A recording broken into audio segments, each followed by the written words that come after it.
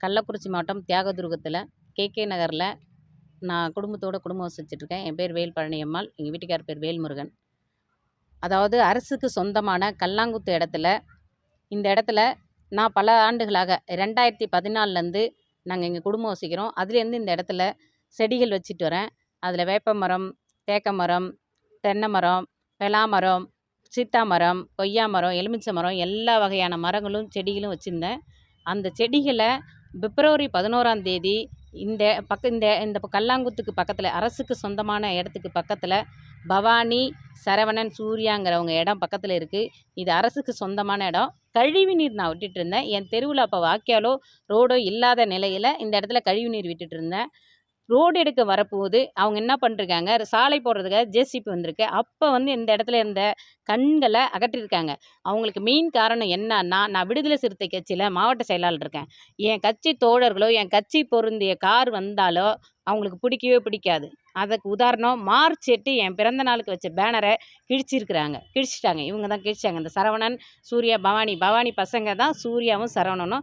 அந்த தம்பிங்களுக்கு என் கட்சி தோழர்கள் இங்கே வரதே அவங்களுக்கு பிடிக்காது.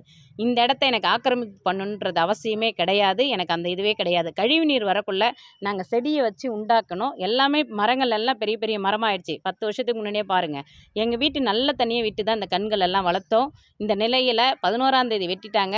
அரசுக்கு சொந்தமான இடத்துல இருந்த கண்ணை ஏன்பா வெட்டினீங்க? நாங்கள் தானே வச்சோம். எங்கள்கிட்ட ஒரு வார்த்தை சொல்லியிருக்கலாமேன்னு கேட்டதுக்கு, நாங்கள் அப்படி தான் வெட்டுவோம். உன்னால் என்ன பண்ண முடியுமோ என்ன பிடுங்க, நீ எந்த கட்சியில் இருந்தால் நான் எவன் வருவான் எவன் எழுதிடுவான்னு என் கட்சி என்னையும் ரொம்ப தரகுறவாக பேசினாங்க. அதை எடுத்து நாங்கள் காவல்துறையில் 12ஆம் தேதிக்கு வழக்கு பதிஞ்சோம்.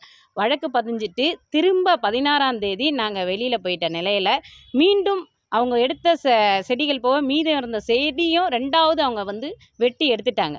மீண்டும் ஏன் வெட்டினீங்கன்ட்டு நான் கேட்கக்குள்ள என்னை வீடு ஏறி அவங்க குடும்பத்தோடு தாக்க முயற்சி பண்ணாங்க. தாக்க முயற்சி பண்ணது ஒருத்தர் கைகலப்பாயிடுச்சு. அதுதான் காரணம். மற்றபடி இதில் கட்சி எங்கேருந்து வந்ததுன்னு எனக்கு தெரியல. என் கட்சியும் என் தலைமையும் கொச்சப்படுத்தும் விதமாக செய்தி பரப்பியிருக்காங்க. அது முற்றிலும் தவறு. நான் கட்சிக்கு வராதுக்கு முன்னாடி இந்த இடத்துல செடி வச்சுருக்கேன், வீடு கட்டிட்டு வந்தேன். நான் 2016 தான் கட்சிக்கே போனேன். இது வரைக்கும் என் கட்சி தோழர்களையோ என் கட்சியோ நான் இந்த இடத்துக்கு கூட்டதில்லை.